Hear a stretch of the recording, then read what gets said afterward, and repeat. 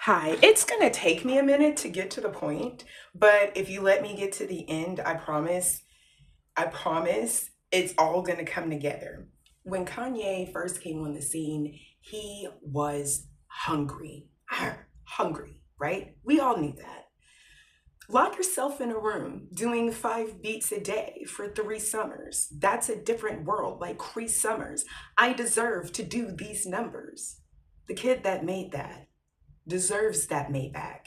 So many records in my basement. I'm just hungry, right? We love that. That's what when we talk about we miss the old Kanye, that's what we're talking about. The one that was hungry like that. Kanye West blew up and then he lost his mother. I don't want to talk too much on Miss Donda because I don't do that. He lost his mother. Put this here for a second, okay? Put this here. Mama above any and everything else. Mom. He breaks things off with the fiance. He's going through his struggles, and then out of the blue, he gets with Kim Kardashian, and then he starts like, well, no, let me take that back because he was with Amber Rose before that. So okay, he started dating a bunch of women that we weren't used to Kanye being seen with, right? And don't worry, I'm not about to do the whole when black men come up, they get away, bitch, like thing. I'm not about to do all of that. And I'm honestly, I'm sorry, but I'm gonna just say it the way that it is. I don't believe none of them white girls can handle Kanye West the way that his mama was able to, and that's why he's crashing out and going as crazy as much as he is all the time and saying like more and more crazy shit. Okay, because he was an only child, right? He don't have no siblings. He don't have no older sister or even a younger sister to keep his ass in line. He don't got that. Does he have any aunties? I ain't seen no aunties trailing behind him or no elder cousins or I don't. So when your mom is the only one, you gotta ask yourself, well, who's gonna keep me in check if something happens, right? And if there's nobody in the world that you could think of, you should probably that's definitely a sign that you should probably go to therapy. Cause when you lose that person, you gonna crash the fuck out. Yeah. I used this analogy the other day and I seem to really like it. But also I was a bit intoxicated, and I didn't write it down. So well, I wrote some of it down, but I don't know if it's gonna make any sense. I'm gonna make it make sense. Imagine you went to Belgium. Okay? They got the best chocolate in the world, right? Imagine you went to Belgium and you had, at this one particular factory, you had all of the chocolate that you could eat, right? And it is the most beautiful, decadent, most lovely tasting thing you've ever put in your mouth, right? It's great, it's wonderful, it's amazing, okay? And then the factory burns down, and then all of Belgium burns down. And the only way to get that particular type of chocolate is by using those particular types of machines, and all of the blueprints are lost. It's gone. It's gone. It's gone. It's gone. You can't get no more. You can't get no more. It's gone. It's gone. You can't recreate it. It's gone. So then imagine, imagine being offered some Hershey's and saying, hey, it's okay. You can have some Hershey's. It's practically the same thing. They're both chocolate, right? But you're thinking, no, it's not chocolate. This is basically dirt. I had like the best of the best. I don't want this. This isn't what I'm used to.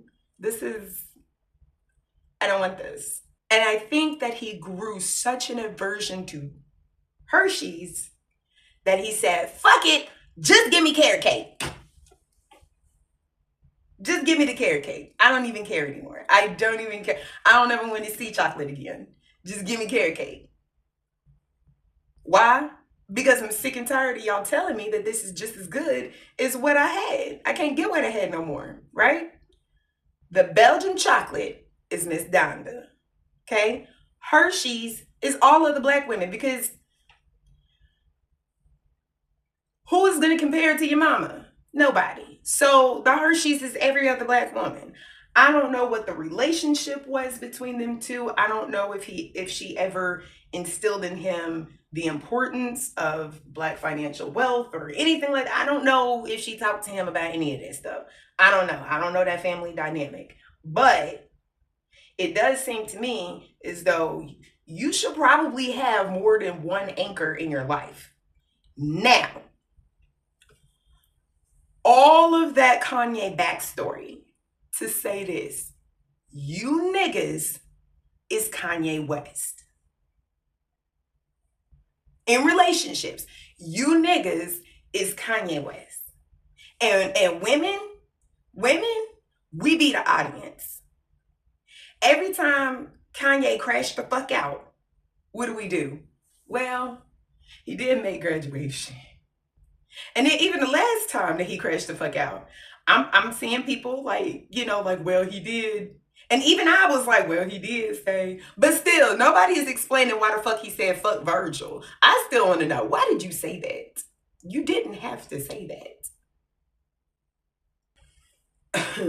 Every time that Kanye West crashes out and does something wild and crazy, we the audience, we the girlfriend, forgive. Well, he did this. Well, he did that. He is a genius. I mean, but did you hear that one beat though? Like that was kind of genius though, right? Right? That's us. Well, when we first met, he did do this and he did do that. So I know he has the potential to do this and to do that. We may not fall in love with potential because who is going to put their worst self first? Nobody. Except for me. I am an exception. I'm an exception. I have commitment issues. So I tend to deal with a particular type of person. Okay? A particular type of person in which I don't have to keep boundaries.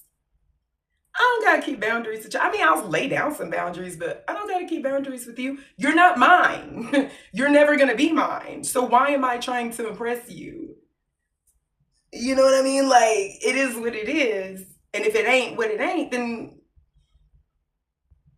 But I'm not trying to impress you because you're not my nigga. You ain't never gonna be my nigga. So I don't really have to enforce a boundary with somebody that I know is not gonna go anywhere with. Like, what am I gonna set a boundary for when we both know you're just gonna break it anyway? You clearly don't. You clearly don't have any self-control. Why would I? Anyway, but when we do like someone, when we are trying to get your attention, when we are trying to make you our nigga, right? What are we gonna do? We're gonna make all kinds of excuses for you. We give you chance after chance after chance after chance after chance. Not because we're stupid as fuck. Not because we're doormats, not because whatever.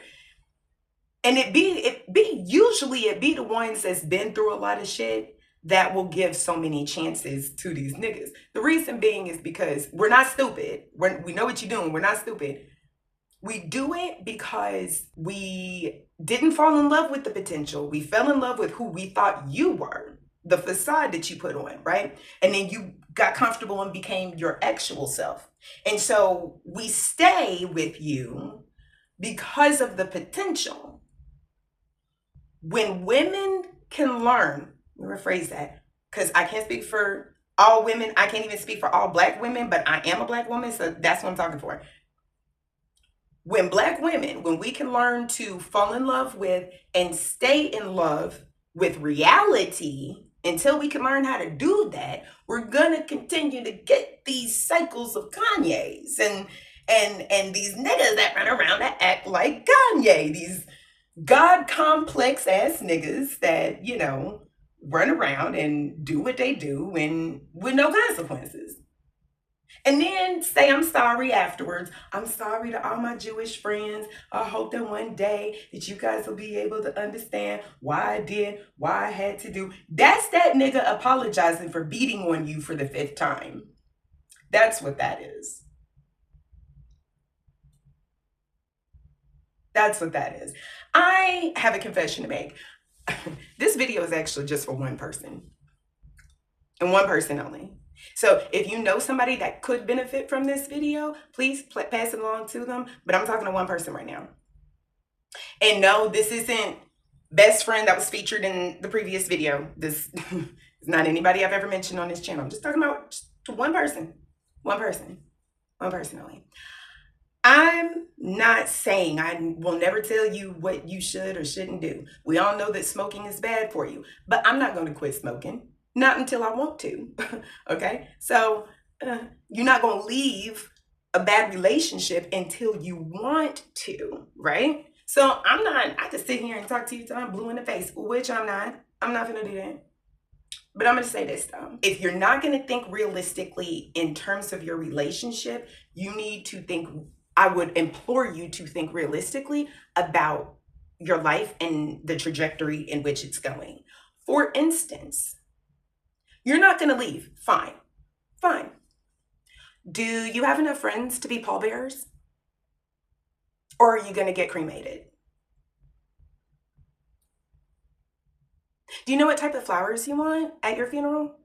Or are you going to have like a celebration of life? Is that going to be a thing? Are we all going to wear pink? Celebrate your life that you refuse to save on your own? I just want to know, do you have shit in order? Because you know where this is going, baby. You know where this is going. You stayed for potential. You're staying for potential. Because of all them times, I'm so sorry to my Jewish friends. I'm so sorry to my black girlfriend. I won't hit you no more. Cool. Fine. All right. All right. I mean, you got me. I'll be a pallbearer, baby. I'm still your friend. I love you. I love you. I'm still your friend. I'll be a pallbearer. But who else? Because you done ran off everybody else. After all them times that you've been asking for help, but you wasn't really ready to leave. Right? Do you have Peyton, my son? Yeah, he a big boy. He might could be a pallbearer. Are you ready to have that discussion? Because you're going to be the one to sit down with my son while we sit and plan out your funeral. Because it's just going to be me and him carrying your casket, girl. Where your family at? Oh, he ran them off. Okay, well, you're going to stay for potential. Then don't sit up here and talk shit about Kanye. Don't say nothing about Kanye. You're going to stay for potential. You can't say nothing about Kanye. Anyway, I love you. With all of my heart, I do. I do. I do. I just want you to think realistically. That's all. Anyway, I'm done talking. Like and subscribe or whatever. Bye.